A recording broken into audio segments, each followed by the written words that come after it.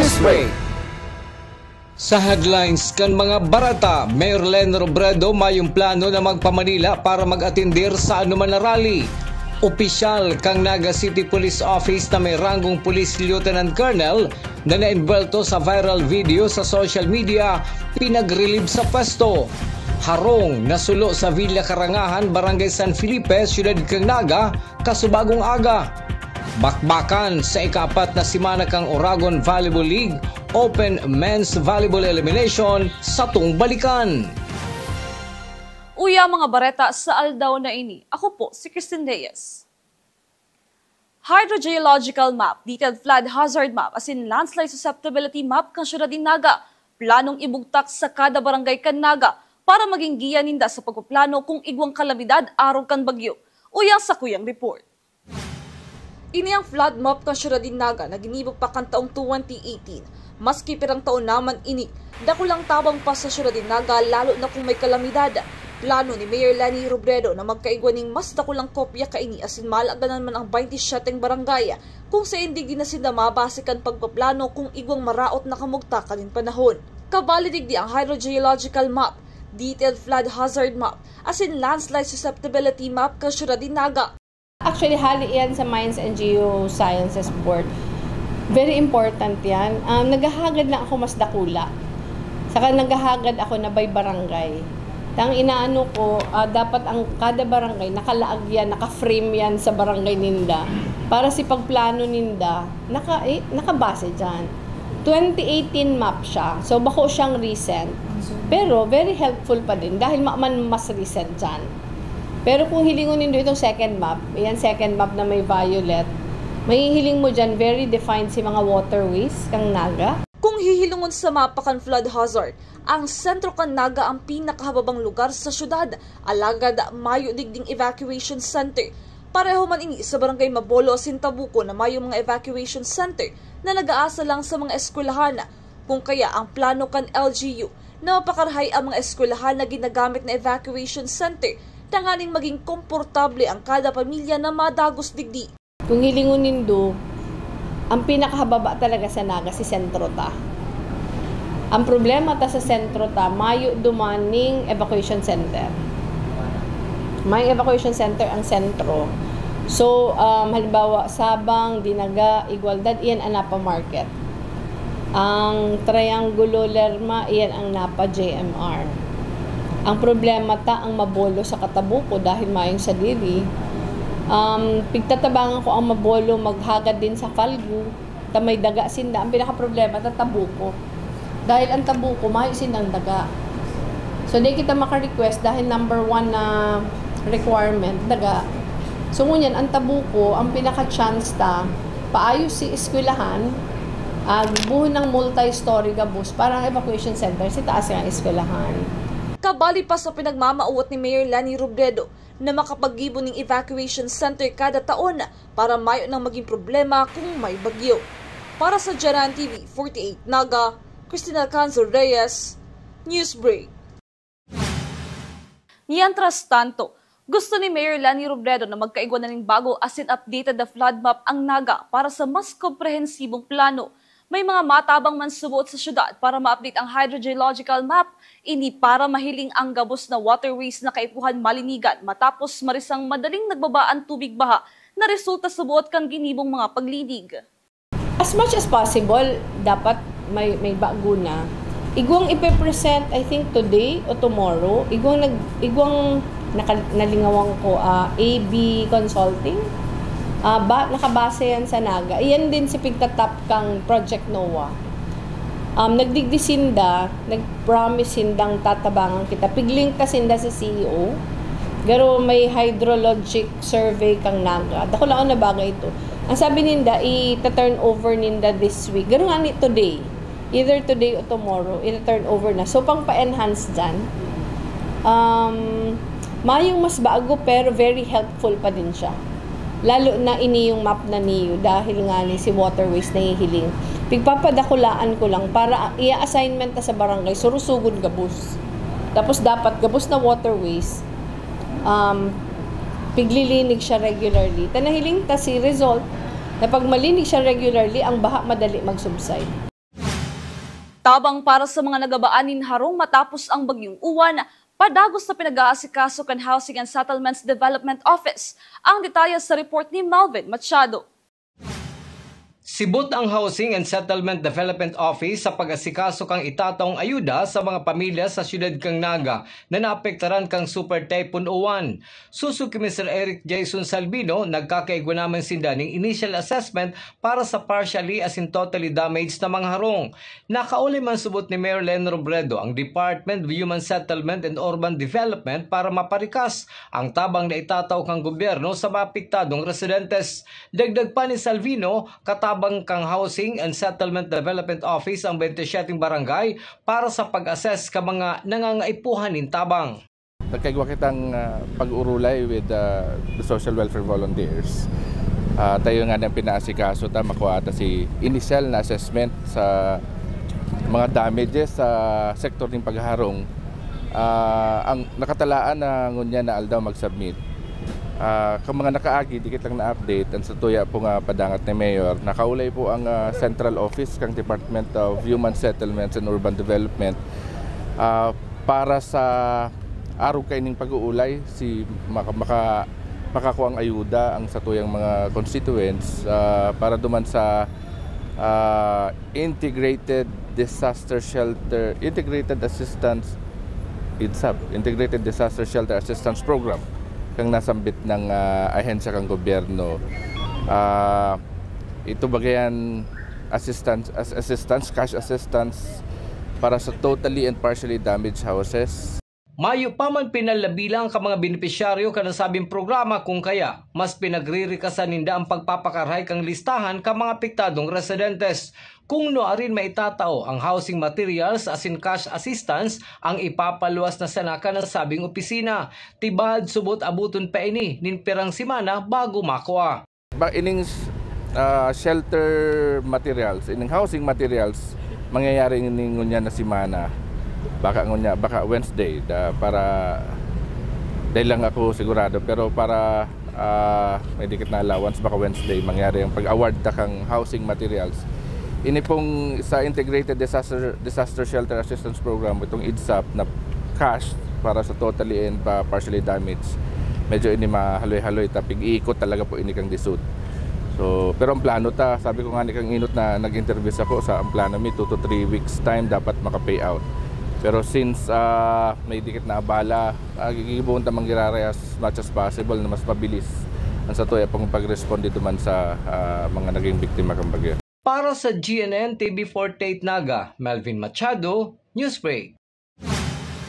Mientras tanto, pinaglinaw man ni Mr. Eric Salvino kan Housing and Settlements Development Office na ang makakaresibikan housing materials ang dainaman makakaresibikan cash assistance. Sa paaging ini, mas dakol ang matatawan ninda nin tabang asin mapaparikas ang pagtaokan ayuda sa mga biktima kan bagyong Uwan. Dahil po, ang makakaresibin ng housing materials, dahil makakaresibin katong cash. Makakaresibin maning cash, din naman makakaresibin ng housing materials. Okay. Para mas lalo pong ma-distribute ang tabang. Sa iba pang bareta, sarong-harong sa Villa Karangahan, Barangay San Felipe, Ciudad din Naga, nasulo. Ang kumpletong detalye sa report ni Cristina Valenzuela. Alas 9:20 ni aga kasubago kan magbungkaras ang kalayo sa sarong-harong sa Block 24 Lot 6 Ago Street, Villa Karangahan, San Felipe, Naga City. Istorya kan nakahiling na si Alay sa asido. Akala niya naggagatong lang ang sa iyang tiyaon. Alagad nagsabat digdi ang mahimog na kalayo kan magsirip ini sa balyong bintana kung saan nasusulo ang kataid nindang harong. Tulos man ining nagbaba asin ipinaisi sa indang mga kataraid. Bali po kaya ang gamit mi sa pagluto uring. So akala ko nag-aamak lang si ante ko. Sabi ko baka maluto na. Pag iling ko sa taas mi, sabi ko maitumo na ang usok. So nagsirip ako di sa balyong harong mi. Sabi ko baka nag-aamak or nagsusulo ng mga dahon. Pag iling ko po makusugo na ang kalayo duman sa balyong bintana. So nagdali-dali akong baba tahadit naman po ako. Nag-apod ako kaya sabi ko may sulo po. Nagruluwasan naman po ang mga kapitbahay mi. Salamat mo po ta. Biglang nag-abot ang madali man lang po nag-abot ang bumbero. Dako lang pasasalamat po. Kaya paano nabawasan na po ang nervyos mo yan. Malaman po, ma'am. Siguro po mga 9:20, 9:30, mga araw po kayan. Kaya ginigibo po that time kayo? Po ako sa kwarto may gigibo akong burak. Mga pa-order po. Tapos yun, napansin ko nga po, grabe na ang usok. Doon nagsirip na po ako sa balyo. Doon yun na po to. Makalihis ang pirang minuto, nag-abot naman ang mga bombero kang Naga City Fire Station asin inaragapan kaini na masigbo ang kalayo.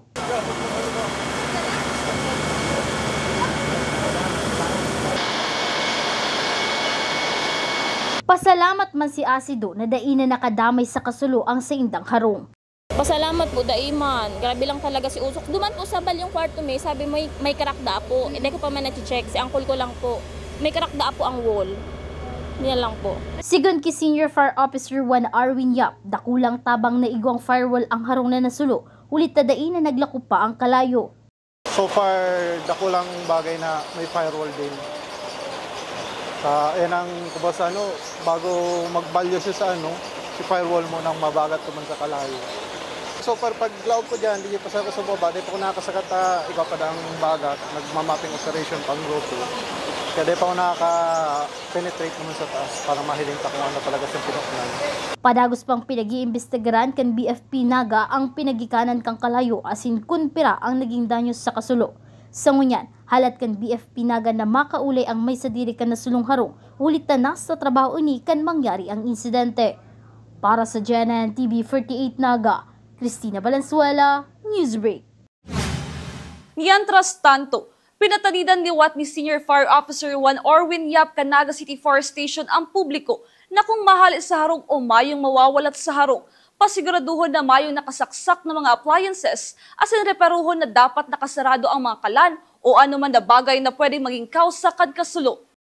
Again, kung mahali kita sa harong siguraduhon na may mga nakasaksak, may kita nabayaan na mga nakabukas na bagay, mga kambayang kalan, mga pigluluto. May kitang mga nabayaan na may mga nag-iirilaw pa. Mostly, i-check gabos. Kung may mga nakasaksak, tanggalan mo na. Kung may mga bukas pa, printon mo na bago kita mahali. Mostly kaya pag-araw kaning nalilingat kita, igwapang mga nakasaksak. Lalo lang kung mga charger, minsan binabayaan ka lang na nakasaksak.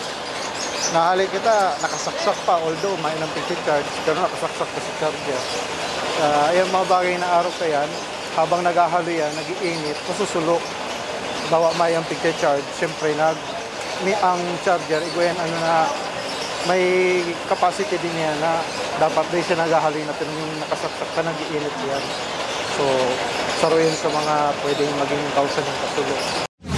Sa samuyang pagbabalik, opisyal kan Naga City Police Office na may ranggong Police Lieutenant Colonel pinag-relieve sa posisyon matapos ang controversial na viral video sa social media. Yan as in iba pang nanginganot na bareta. Digdi lang yan sa GNN TV 48 Naga Newsbreak. Tanga diri ko nababay na GNN TV 48 Naga. Kalma! Lumipat lang ang GNN TV 48 Naga sa channel 48.1. What? Direk, ang simple lang ng solusyon dyan. Kunin ang remote, pumunta sa menu Setup o Settings, at hanapin at pindutin ang scan at hintayin. Then, boom! Balik na si GNN sa channel 48 mo. Para sa mga balitang nangunguna at napapanahon, At sa mga programang suwak sa panlasa mo. tutok lang sa GNN TV 48 Naga, Bida ang Bicolano! The future is a race. At Naga College Foundation, we don't just keep up. We set the pace and we change the game. College of Business and Management, where ideas grow into enterprises. College of Teacher Education, shaping minds that shape the nation. College of Health Sciences, where compassion meets innovation. College of Engineering, designing solutions that redefine tomorrow. College of Arts and Sciences, fueling creativity, culture, and connection. College of Accountancy and Finance, empowering Empowering the economy through mastering numbers and market. College of Criminal Justice Education. Protecting communities with excellence and integrity. College of Computer Studies. Coding the language of the future. And with NCF micro-credential programs, you don't just wait for the future. You leap into it. Gain and demand skills fast, short, powerful, and flexible. Designed to fit your life and fuel your career. 8 colleges, endless possibilities, and micro-credentials to keep you ahead of the game.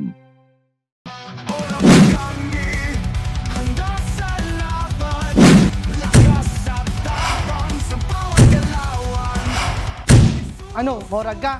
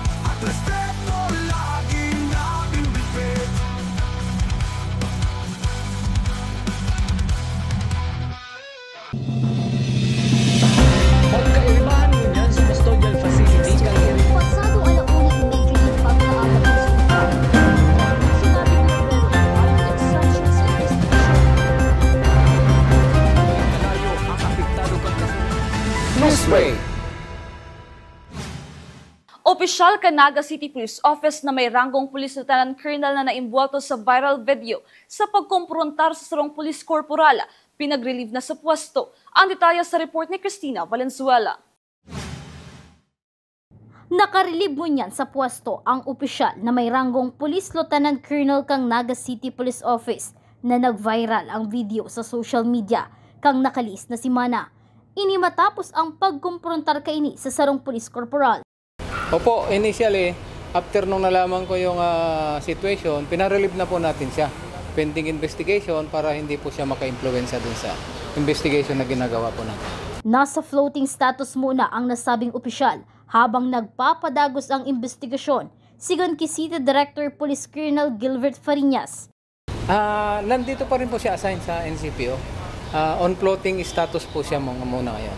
Wala po siyang posisyon na inahawakan. Sa ngayon, nagre-report siya rito, ina-attendance po natin, at under ano po siya, preventive muna siya po dito. Madepende sa rekomendasyon kang Special Investigation Task Group ang magiging disposisyon kang Naga City Police Office sa imbweltong opisyal. Sa ngayong araw, ito po yung i-evaluate ng investigation team natin. So far, magdedepende po tayo dun sa investigating team kung ano po yung recommendation nila, kung ano po yung karampatang parusa na ibibigay po ng team na nag-imbestiga po nito. Mientras tanto, hastangon niya, mayo pa man porman na reklamong isinusumiter ang Police Corporal na imbwelto sa viral video, sabi ni City Director Police Colonel Gilbert Fariñas. Ito po yung subject na nasa video. Until now, wala pa po siyang formal complaint. Na-receive pa lang namin yung mga explanation niya for evaluation po ng investigation team natin. Para sa Janahan TV 48 Naga, Cristina Valenzuela, Newsbreak. Mientras tanto, matapos ma-relieve sa pwesto ang Pamayocan City Intelligence Unit, pinag-assign ni City Director Police Colonel Gilbert Fariñas ka Naga City Police Office si Police Lieutenant Colonel Chester Pumar bilang bagong hepe kan City Intelligence Unit. Mantang si Police Major Robert Kevin Caparoso ang nag-rebay kay Police Lieutenant Colonel Chester Pumar bilang bagong hepe kan City Community Affairs and Development Unit. Inako man City Director Police Colonel Fariñas na apektado ang bilog na organisasyon ka nasabing issue. Idinagdag pa kaini na iaagi sa tamang proseso kung igwang daing pagkakaintindihan ang lambang personnel ka Naga City Police Office.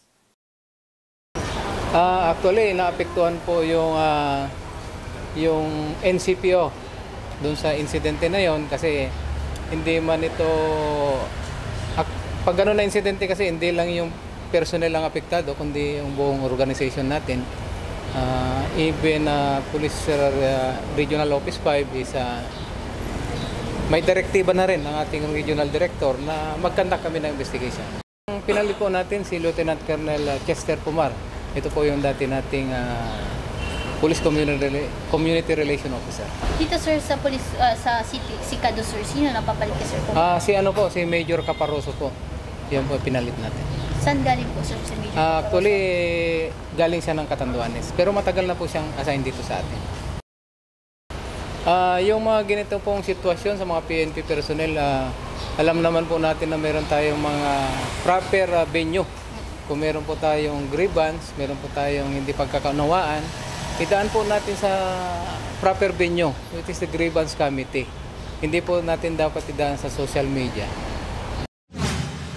Sa iba pang bareta, 200 na mga personahe kay Naga City Police Office sa pangingyanot ni Police Lieutenant Colonel Rodolfo Borromeo ang pinadara sa National Capital Region Office para maging katabang kan Philippine National Police sa pagtaunin seguridad sa ginigibong peace rally kan Iglesia ni Cristo. Sigon kay Naga City Police Office City Director Police Colonel Gilbert Fariñas, dawa na bawasan in personnel ang PNP Naga dahil ini makakaapekto sa saindang operasyon. Ang pinadala po natin dito sa Naga po is 200 personnel po, headed by Lieutenant Colonel Borromeo. So nandun po sila ngayon para kasama doon sa magbigay ng protection doon sa rally po.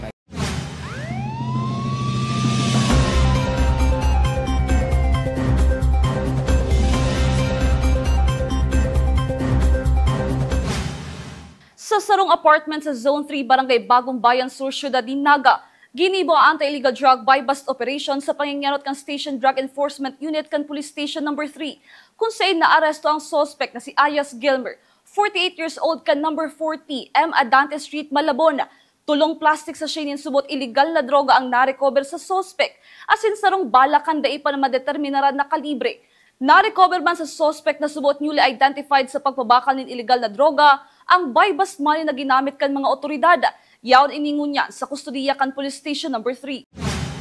Sa iba pang police report, nasa kustodiya ngunyan kan Criminal Investigation and Detection Group Provincial Field Unit kan Camarines Sur ang No. 8 Regional Most Wanted Person as in No. 1 Municipal Most Wanted Person na si Ayas Bonbon, residente kan Karamoan, Camarines Sur. Inaresto ang suspect huli sa warrant of arrest na may petsang April 29, 2024 para sa kasong 3 counts of rape na mayong piyansang pinagrekomendar ang korte. Pinagresibi na kan gobyerno provincial kan Camarines Sur ang 2,502,610 pesos na kantidad ng health commodities asin bulong halos sa Department of Health Center for Health Development. Ang pag-turnover kay ni ang pinag-atindiran man ni Mr. Eric Epres, ang coordinator kan Camarines Sur Disaster Risk Reduction and Management in Health. Kabali man sa pinadarang health commodities, iyo ang water purification tablets para masiguro ang malinig asin salbadong inumo na tubig, breastfeeding kits para sa mga bados, asin nagpapa-breastfeed na mga nanay, insecticide-treated nets asin screen, water containers asin dakol pang iba. Gabos ini, tabang kan DOH Bicol sa mga nadanyaran kan bagyong uwan. Sa iba pang bareta, si Camarines Sur Governor El Rey Villafuerte ang na-appoint bilang chairman ng Regional Peace and Order Council kan Bicol na matapos ang term of office sa taong 2028. Vice Chairman man kan Regional Peace and Order Council, si Police Brigadier General Nestor Babagay Jr. Asin co-Vice Chairman si Major General Aldwin Almase kan 9th Infantry Division Philippine Army. Ang trabaho kan Regional Peace and Order Council, iyon na maghamanin mga plano asin mag-monitor kan pinag-iimplementar ng mga programa para sa katuninungan kan rehiyon. Padagos sa mga bareta, mayong plano si Naga City Mayor Leni Robredo na magpasiring sa Metro Manila para mag-atindir sa anuman na rally. Iniya naging simbag ni Mayor Leni Robredo sa kahapotan na kung papaunrahan ang pag-imbitar sa iya. Sinabi kay ni na 100% ang focus niya yaon sa syudad ni Naga. Alagad dai man subot nangangahulugan na mayo na siyang pakiaram sa isyu sa lado nasyonal. Sinabi pa kan alkalde na ang dakulang kontribusyon niya iyon na ang marhay na paggobernar na inaisasalin sa marhay na serbisyo para sa tao. Sa kuya kaya, ngunyan ang gabos 100% ang focus ko sa Naga. Pero dahil gusto sabihin na mayo akong pakiaram sa national issues. May kanya-kanya kaming roles na piniplay. Pero para sa kuya, kung mapahiling ko sa inda na ang good governance nagtatranslate sa better services to the people, yun ang pinakamaray na contribution ko. Mayo man mangyayari magduman ako sa rally, na maki-rebook man ako, takadakol kitang ginigibuli, sa Naga nga, kadakol lang kitang problema. Pero ang gusto kong ipahiling, na pag maray ang paggugobernar, malinig ang paggugobernar, ang na-equate yan sa mas maray na serbisyo sa tao. Pag napahiling ta yan, iyon ang contribution ta. Diba? Ang contribution ta sa nation building na posible. Kangunyan baga, ang paghiling na anas na sa anas na ngaya corrupt, anas na lang maraot. Ang gusto ta ipahiling na ang politika dapat mako yan maraot. Dahil ang politika, vehicle yan to do good. So, iyan ang gusto tang, iyan ang piga-ambisyonan ko na contribution ko, bako mag-attending rally. Digdi sa Naga, kung ikaw digding rally, mabali ako. Pero di ako mabiyahe papaduma sa Manila para makirally. Sa iba pang bareta, pinunan na kasuodma ang Corales Sunday sa Kalabaan kan Magsaysay Avenue kung saan naging sentro ng pagtiripon urog na kan mga kaakian na maog masubuot na nagkarawat asin habo na magpuruli. Susog kay Mayor Lani Robredo, maog mas naging sitwasyon kasuodma. Alagad may kaipuhan pasubuot na pakarhayon para sa masunod na Domingo na posibleng bako lang ngunya na Nobyembre ipasunod ang Corales Sunday sa Magsaysay Avenue. Actually, maumahon sa Banggi. Data ine-expect na araw ka ito kagulpi ang tao. Ine-expecta na magugustuhan kan mga tao na may oras na devoted na mayong auto. Pero ang data ine-expect, sidagsa kan tao.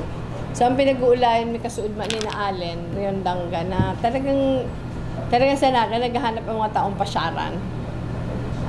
Kaya baga kitang mga parks na maayos. Ang pinaka-blockbuster duman si mga kawatan pang aki.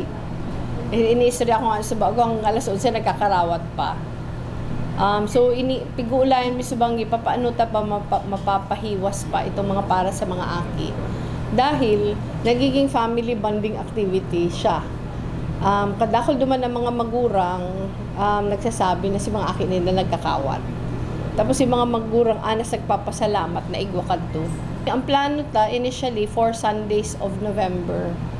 Pero pigulayan mi suudma, every Sunday, ma-assess kita kung ano si mga improvements na pwedeng gibuhon. Pero di kita sarado na baka igwang mga in the future, baka magibuman kita sa CBD1. Lalo na pag Christmas, dahil igwang Christmas, decoration sa Plaza Rizal saka sa Plaza 15 Martires. Baka gibuhan ta din itong plaza area ning Lakawan. Sa iba pang bareta, bakbakan sa ikapat na semana kan Oragon Volleyball League Open Men's Volleyball Elimination sa tuyang balikan. Sa report ni campus correspondent Kate Catherine De La Torre.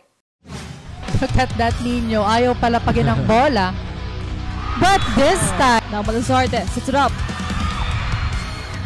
One more time! Lumalaban din sa mga depensa itong Suyan Baaw. But Mika Yaruro gets that one. So Wayan will try and zoom. Sa ikaapat na semana kang elimination round kang OBL Opens Men Volleyball League kan nakaaging Sabado, pigpuunan ng Game 1 kang UNC Greyhounds asin kang Ateneo Golden Knights ang laban. Kung sain matrayumpong ginana kang UNC Greyhounds ang inot nakawat sa score na 3-1. Sa Game 2, naging mainit asin makapugol hinangos ang laban sa duwang undefeated teams ang Arriba Iriga kontra sa NCF Tigers Men's Volleyball. Sa laban na ini, nagriribayan sindaning puntos asin desididong makuha ang kada set. Alagad sa Arriba Iriga nagpabor ang bola na tinapos ng 4th set sa score na 3-1. Sa Game 3, ang Baaw Volleyball Club kontra sa TGCB Volleyball Sorsogon nagpahiling tibay asin liksi ang duwang teams. Tinapos kang Team Sorsogon ang laban sa tulong set. Sa last game, Magaraw Power Spikers kontra sa BMC Health Defenders, parehas nagutom na may uuli ang inot na kapangganahan. Sa huri, tinapos ang kawat sa score man na 3-1 pabor sa Magaraw Power Spikers. Matapos ang mainit na laban kang ikaapat na semanang bakbakan, 4 win asin 0 lose ang standing kang Arriba Iriga, pareho mang 3 wins asin 1 lose ang Tiger Men's Volleyball asin ang UNC Greyhounds. 2 wins asin 2 lose man ang Baaw Volleyball Club asin TGCB Volleyball Sorsogon. Ang Ateneo Golden Knights asin Magaraw Power Spikers igwana ning standing na 1 win and 3 lose, mayo panggana ang BMC Health Defenders. Liwat na mag-antabay sa mga aksyon panglaban kan 8 team sa hardcourt. Abangan kung sisay ang maabante asin sisay ang mawawalat. Padagos na mag-antabay kan kawat ang hihiling live sa official Facebook page kang Oragon Sports TV asin Oragon Basketball League. Para sa GNN TV 48 Naga, Kate De La Torre, Newsbreak. Yan ang mga bidang baretang nakalap kan mas pinakusog na puwersa kan Janan TV 48 Naga News and Bicol Affairs. Day malingaw na i-follow sa mo yung official Facebook page Janan TV 48 Naga.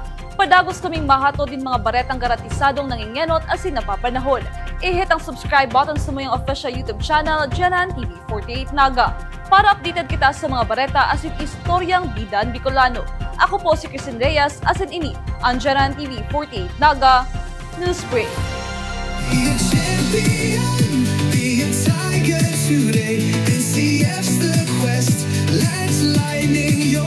At the Naga College Foundation Basic Education Department, we provide an environment where innovation is nurtured and resources promotes collaboration and discovery. Our students benefit from hands-on learning in cutting-edge science and technology laboratories, bridging theory with practical application. We maintain a supportive institutional framework, ensuring a safe, clean, and academically focused atmosphere for every student. Beyond academics, our comprehensive facilities, including sports, develop leadership, teamwork, and discipline. NCF is proud to be a LASO-accredited institution, a recognized mark of excellence and high-quality education. This is Naga College Foundation Basic Education Department, changing the game.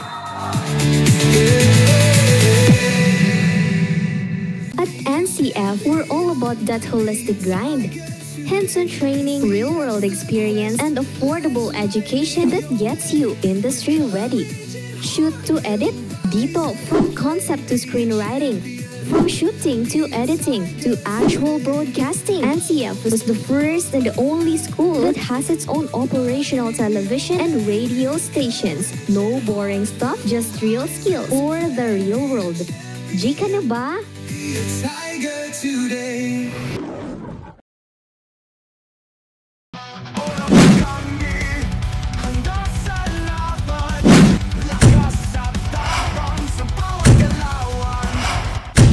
Ano, morag ka?